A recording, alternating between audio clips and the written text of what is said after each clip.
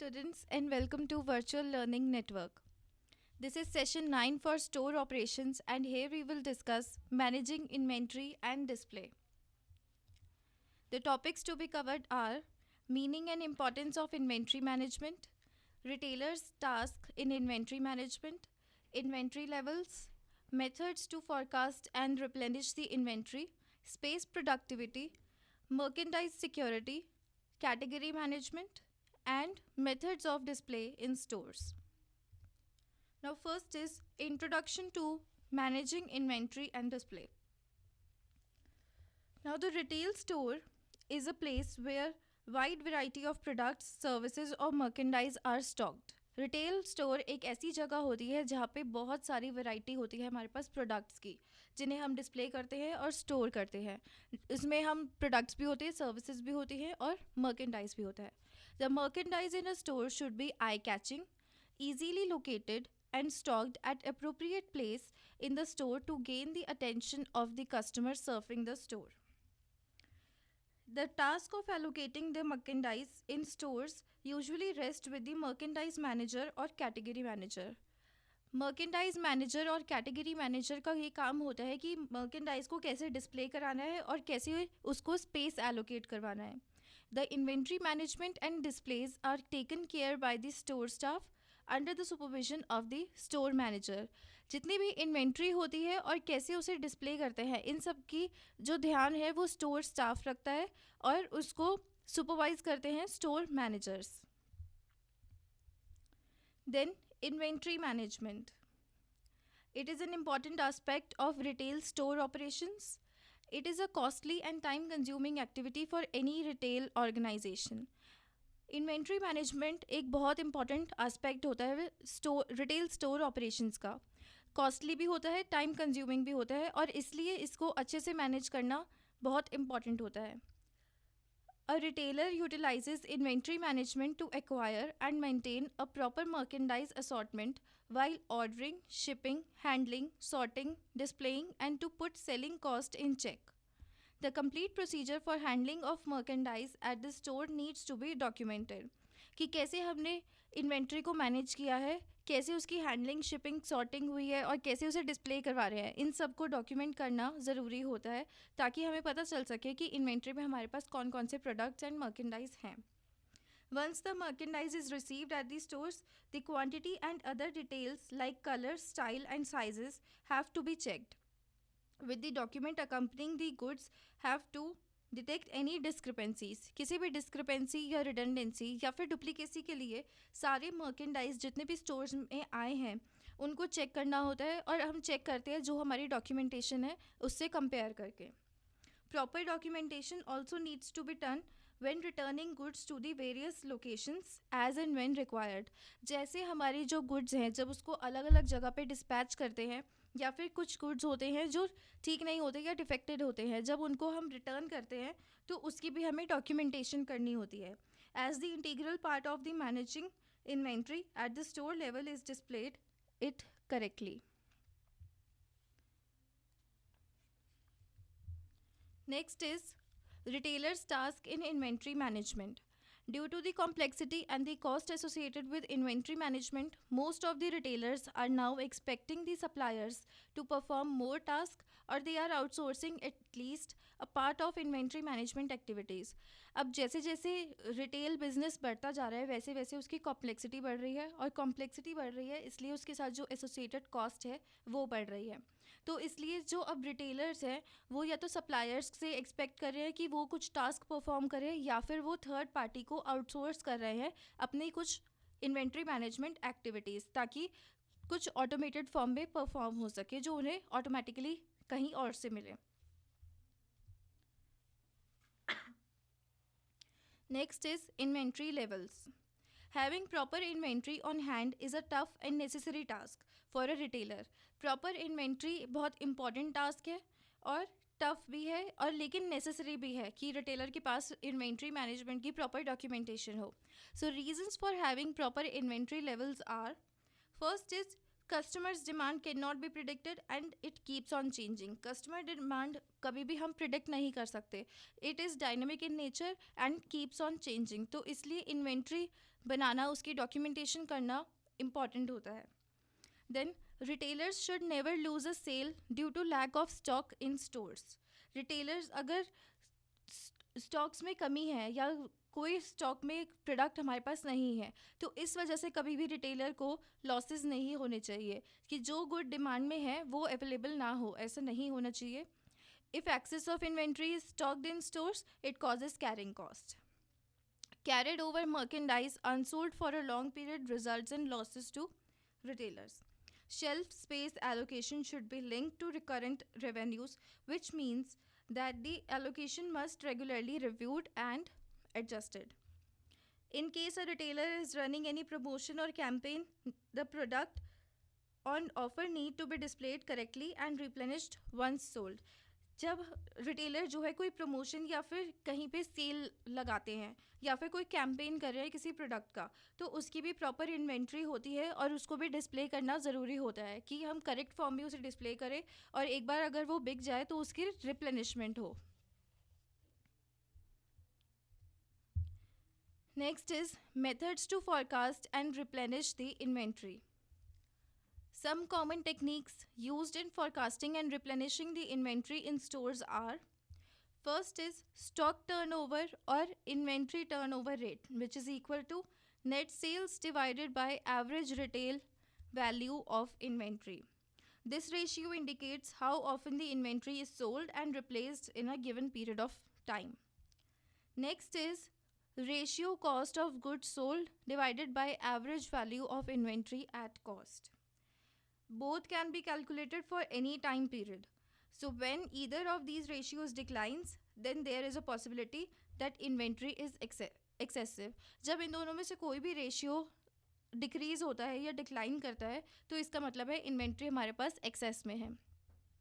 Then percentage inventory carrying cost is equal to inventory carrying cost divided by net sales multiplied by 100. This measure is important to reduce stock obsolescence and to prevent blockage of working capital. Then next is gross margin return on inventory is equal to gross margin divided by average value of inventory, which is expressed in rupee terms.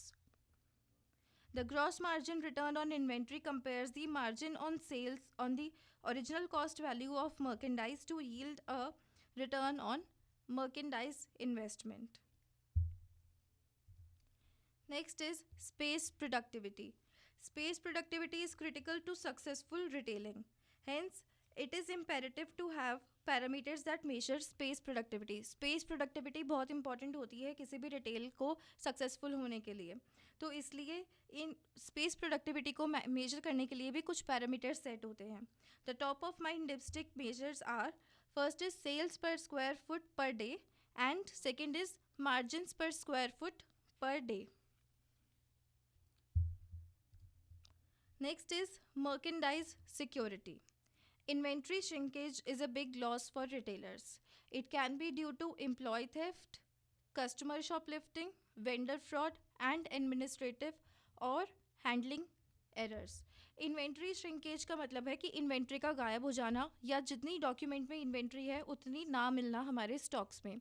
और ये किसी भी वजह से हो सकती है कि अगर एम्प्लॉयज़ जो रिटेल स्टोर में काम कर रहे हैं उन्होंने ही अगर चोरी की हो, या कस्टमर ने शॉपलिफ्टिंग की हो, वेंडर्स ने फ्रॉड किया हो, या हैंडलिंग एरर्स हो. ह्यूमन एरर्स जो होते हैं कि हैंडलिंग में हमसे कोई गलती हो गई और कोई प्रोडक्ट डिफेक्ट किसी प्रोडक्ट में डिफेक्ट आ गया हो.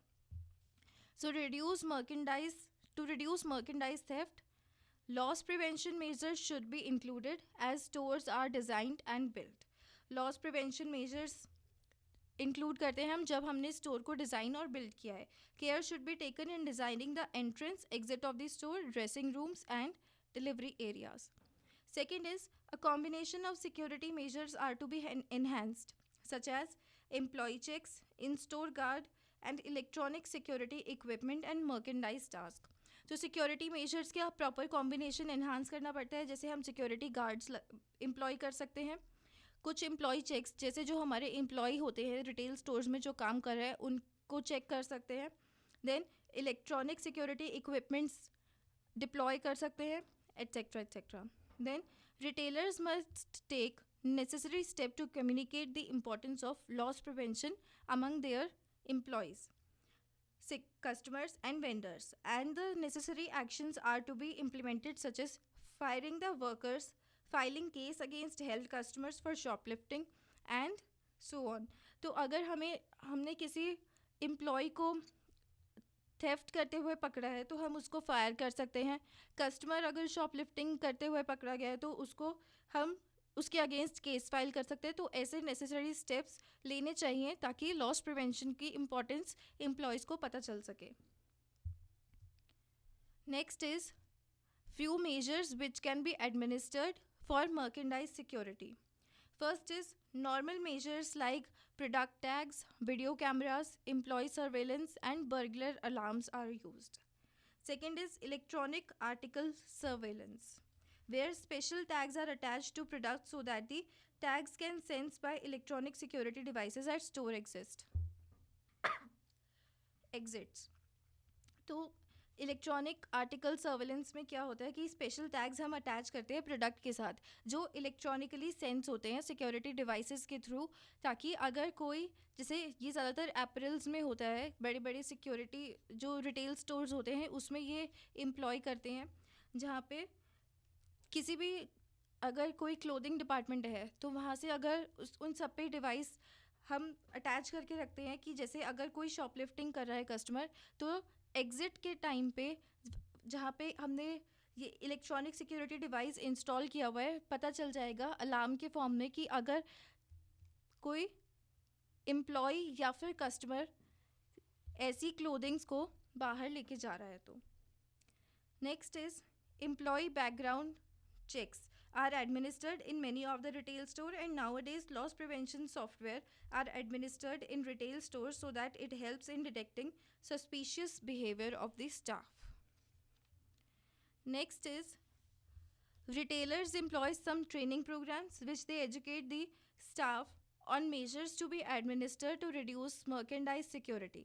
They also offer intensives for reducing merchandise losses. तो retailers जो हैं वो अपने एम्प्लॉयज़ को ट्रेनिंग प्रोग्राम्स देते हैं जिसमें वो एजुकेट करते हैं स्टाफ को कि कैसे उन्हें मर्केंडाइज सिक्योरिटी को हैंडल करना है, कैसे उन्हें एडमिनिस्टर करना है. Normally many retailers opt for firing the employees held for shoplifting and also suspicious employees. Mystery shoppers are hired to watch for shoplifting. कई बार एम्प्लॉयर्स जो होते हैं रिटेल स्टोर्स के वो मिस्ट्री शॉपर्स को हायर करते हैं ताकि वो शॉपलिफ्टिंग के लिए वॉच रख सके, सिक्योरिटी को ढंग से देख सके. When devising a merchandise security plan, a retailer must assess the plan's impact on its image, employee morale, and shopper comfort and vendor relations. जब merchandise security plan को डिवाइस करते हैं तो एक रिटेलर को काफ़ी सारी चीज़ें असेस करनी पड़ती हैं कि जैसे उसका इमेज पे क्या इम्पैक्ट पड़ेगा, एम्प्लॉय का मोराल डेवलप होगा या फिर कम होगा, और शॉपर का कंफर्ट भी देखना होता है कि उसकी सिक्योरिटी इतनी ज़्यादा भी नहीं होनी चाहिए कि शॉपर्स अनकंफर्टेबल फील करें, और वेंडर के साथ उसके रिलेशंस कैसे हैं और कैसे उन्हें मेंटेन करके रखना है. Next is category management. It can be defined as the distributor or supplier process of managing category as a strategic business unit producing enhanced business results by focusing on delivering consumer value.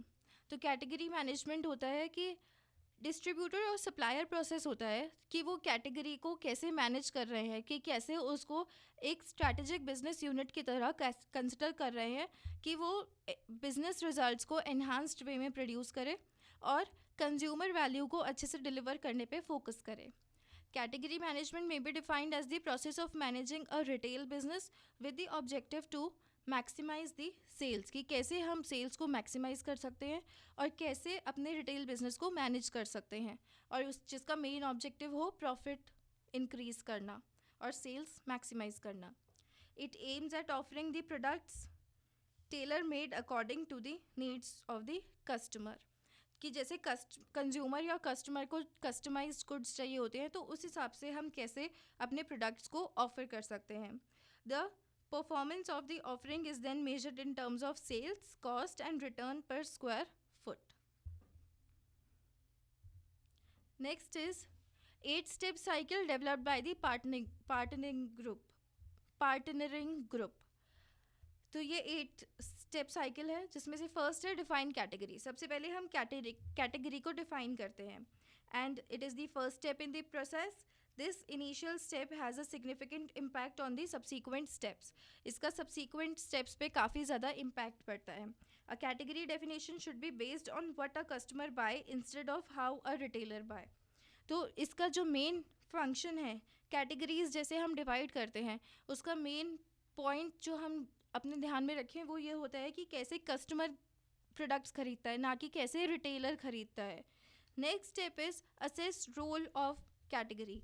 यानी कि हमें role define करना पड़ता है किसी भी category का. Define the role of the category within the retailer. Each category has specific demand. Based on it the role of that particular category can be determined. So traditionally 4 categories have been identified. First is destination category.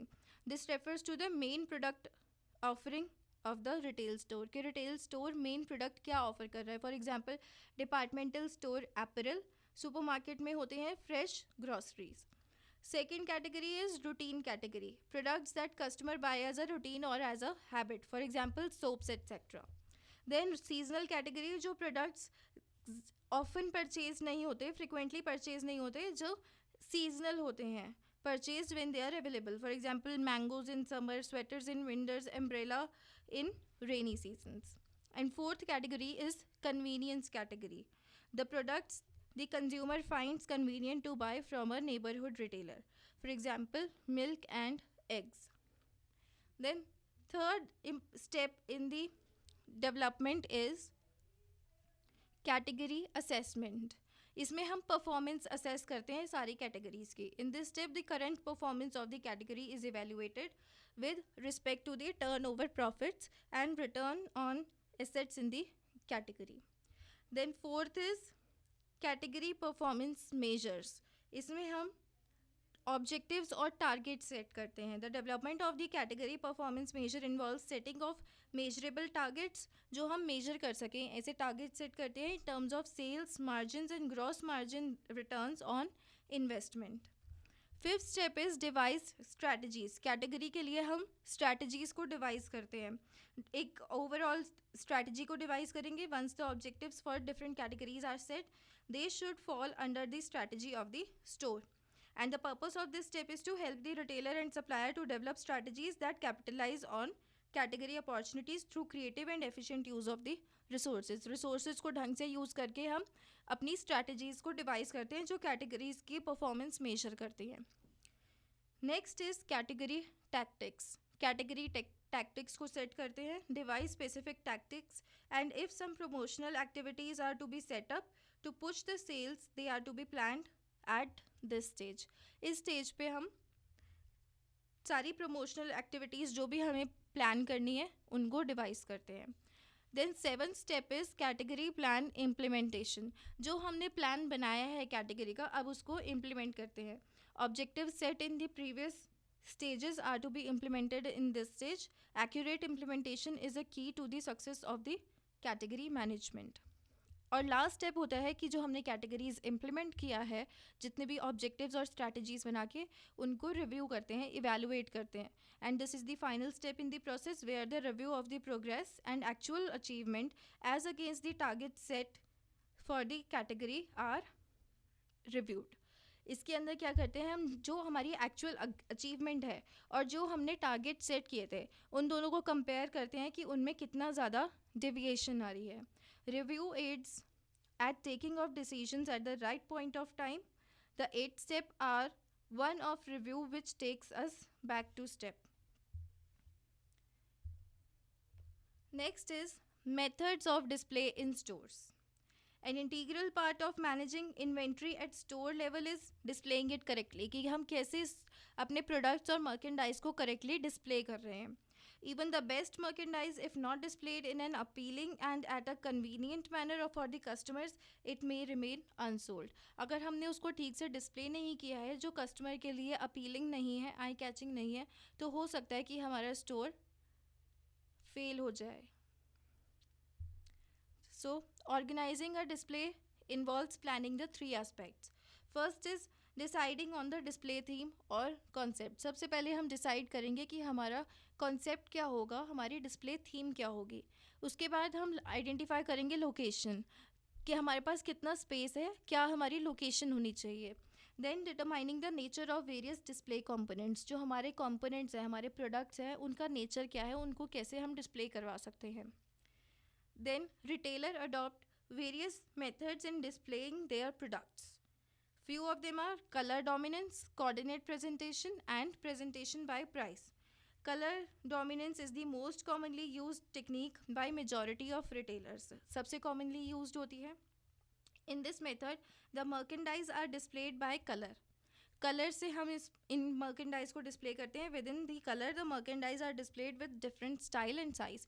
जैसे एक colour की सारी चीज़ों को हमने इकट्ठा display किया और उनके डिफरेंट डिफरेंट साइजेस को एक साथ रखते हैं. Next is coordinate presentation. Many a times merchandise is displayed in coordinate manner. This technique is generally done by garments, home fashions, bed and bath lines etc. कि जैसे एक तरह की चीज़ों को हमने सबको इकट्ठे डिस्प्ले करवाते हैं. That is coordinate presentation. And third is presentation by price. This type of display towards the merchandise based on price range. जैसे अगर इन एक्सपेंसिव एपरल्स हैं तो उन सबको इकट्ठे रखेंगे, जैसे प्राइस के हिसाब से सारे मर्केंडाइज को डिस्प्ले करते हैं. द इनएक्सपेंसिव बार्गेन और sale merchandise is displayed first. This technique highlights the savings and volume of the product. Next is components to display the product. अलग अलग कॉम्पोनेंट्स होते हैं कि कैसे हम अपने प्रोडक्ट्स को डिस्प्ले करवा सकते हैं. First is wall displays. For example slat wall panels, fixtures, grid wall panels, hand rails and shelving. Then floor fixtures, for example garment racks, display cases, metal shelving on it, etc. Then display products, for example mannequins, body forms, clear acrylic. Supply and equipments, for example hangers, shopping bags, shopping carts, etc. Promotional items like signs, banners, sign holders and cards, sale tags and tickets, etc. And last is signage like bin tags, bin labels, peg tags, planogram tags, etc. That's all for this session. Thank you and have a nice day.